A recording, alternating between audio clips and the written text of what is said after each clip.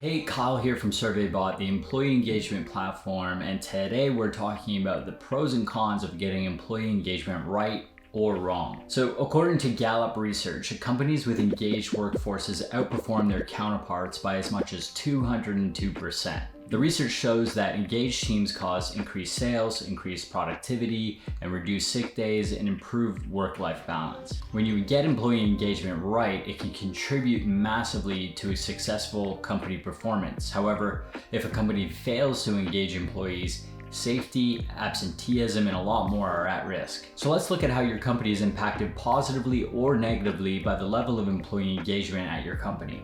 So first, let's look at the pros. Number one is profitability. The swing in profitability is probably the most noteworthy statistic impacted by engagement. The average profitability increase for an engaged company can be upwards of 20% more than those with low engagement scores. So this can be the difference between life and death in most markets. Number two is increased sales. So sales are enhanced by engagement through a number of ways. So firstly, engaged teams are more likely to recommend their workplace as a potential provider of products or services, and they take pride in their roles and can become brand ambassadors within their own networks. And secondly, sales teams are significantly improved by a positively engaged working culture, because when you think about it, a disengaged employee can be indifferent to the outcome, where naturally a positively engaged employee really has a domino effect on sales, word of mouth, and customer review sites. Number three is increased productivity. As I mentioned before in the other examples, positively engaged employees result in increased sales, profits, and improved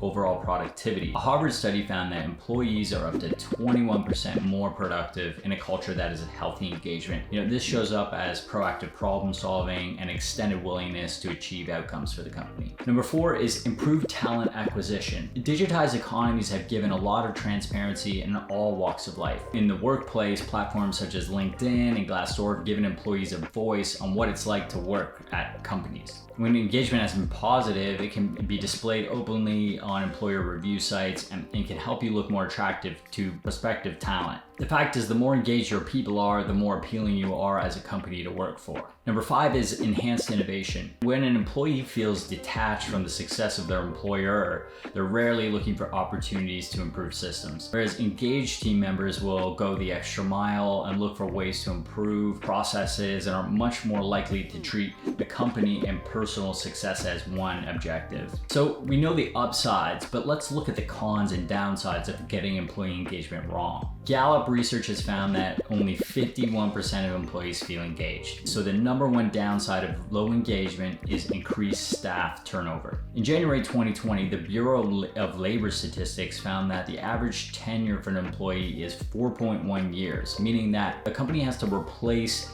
an employee around every 4 years. In tech, it's much worse, where turnover can be as low as every 12 months. Statistics suggest that replacing a mid-range employee can cost 20% of their salary and lost productivity. This means that the average company is looking at a cost of around $24,000 in costs and times for every new hire when you consider turnover and the cost and time it takes to hire a new replacement. But by focusing on employee engagement, it can lead to a 59% reduction in employee turnover, drastically reducing your costs, which in itself can be a huge competitive advantage. So con number two is increased absenteeism. Employees take an average of 5.2 sick days each year, which equates to about $3,600 per employee per company each year. So Gallup research found that absenteeism is reduced by up to 41% in companies with high levels of engagement. So think of that as getting an extra 2 days of work per year per person at your company. Now, we're not suggesting that absenteeism simply evaporates when employees are happier or more fulfilled at work, but the main reasons for skipping work is because of stress,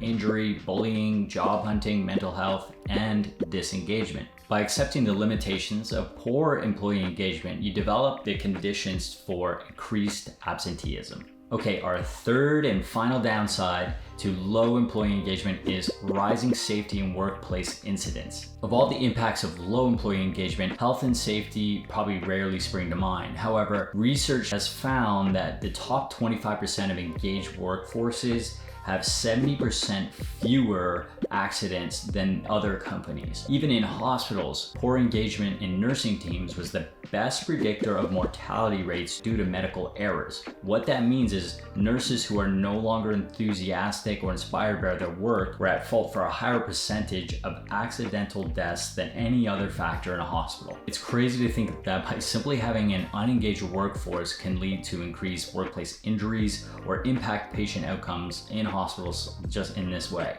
Okay, so let's wrap up. Employee engagement, we know, is a trending topic, and when it works, there's a lot to be gained, and when it's not, there's a lot at stake. So if you're looking for ways to increase or measure employee engagement, check out SurveyBot, where we help companies gain insights into your culture, give your people a voice, and track engagement, and it's all for free. Check us out at survey.bot. So thanks again for watching, and we'll see you next time.